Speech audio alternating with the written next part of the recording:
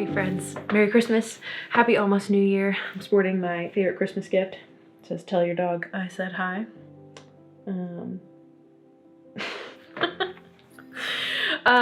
First thing, I hate talking to the camera. So whatever social media platform you're watching this on, you are probably used to reading my thoughts about things and reading about what is happening in my life or what I'm working on. But today, what I have to say feels more personal. And since I can't sit down with every single one of you and have a cup of coffee, which would be my preference, this is the next best thing. So know that I love you, that I'm sitting here talking to a camera. So first, you probably know me in the context of being a worship leader. Whether it be I've come to lead at a church that you attend, or a conference that you attended, or we've led worship together, or I've met you on the road while supporting and touring with other worship artists. That just may be your context for who I am and what I do. And while that is a huge part of my heart and just my passion, like I love leading people in worship, it's not all that I do and not all that I want to do. So in 2017, if you've been following me since then, you'll know that I released a 5-song EP that was about my personal journey with grief after losing my mom in 2009. And that was probably more for me and just very personal. But I still wanted to share it with you because I think that's a large part of my brand, if you will, is vulnerability, especially about grief. And so this past year, I've released some worship songs, which I've loved, and it's been really fun to do that. But you've probably noticed I've also started releasing kind of more pop, cinematic type music. And the next few months, January to May, I'm going to kind of continue that. So I sat down with a great friend, producer, writer last year named Steve Wilson, and we kind of just talked through where I was at as an artist, what I was wanting to do, what I was not wanting to do. And I kind of came to the conclusion that like I love leading worship. It'll always be a part of who I am, but as a creative person, I don't want to feel bound to that. I want to create, and I feel like not only does that serve me well as an artist to create things I love, but I think as the listener, that's going to serve you better in the long run too.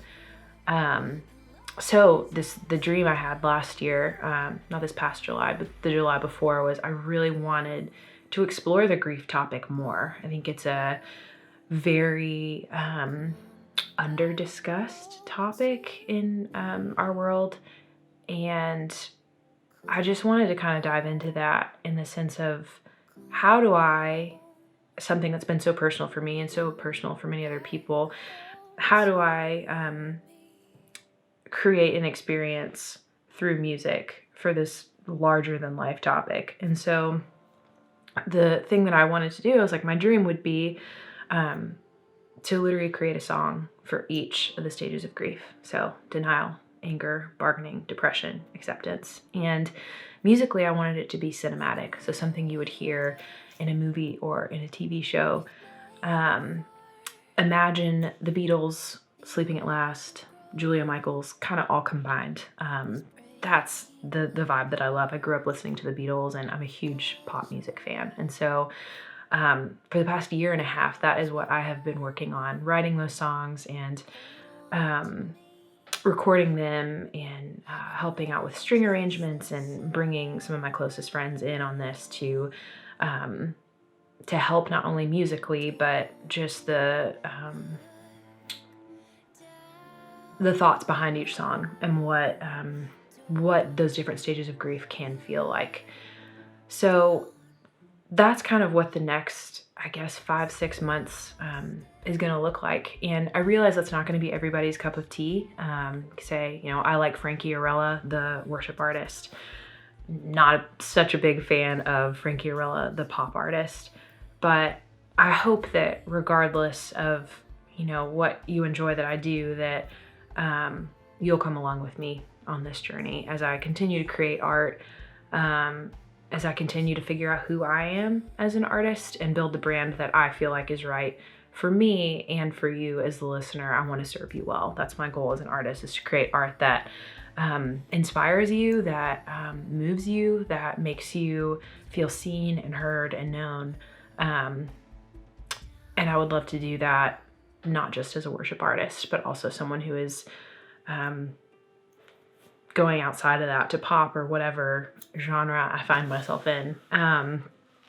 Thank you for those of you who have supported me thus far. It means the world. Being an artist is hard. A lot of insecurity and always trying to figure out what the right thing is. But I think what 2019 has taught me is the right thing is to be myself.